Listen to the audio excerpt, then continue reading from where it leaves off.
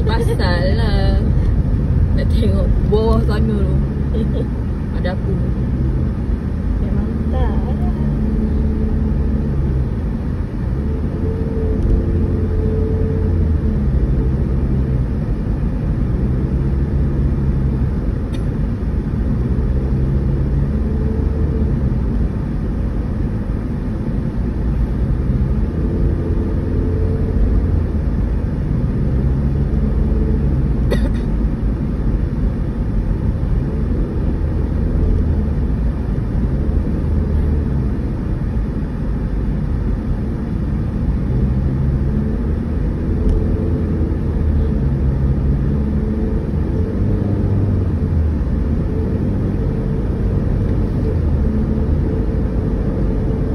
Jalan ni bawah tu kan?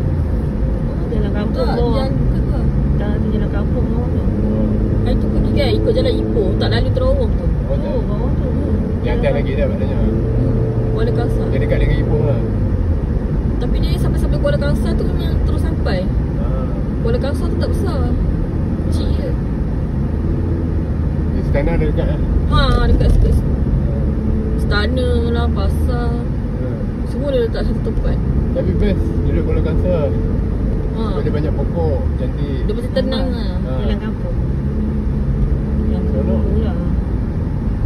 Dulu abang selalu mandi dekat ada air terjun kan, mandi syok.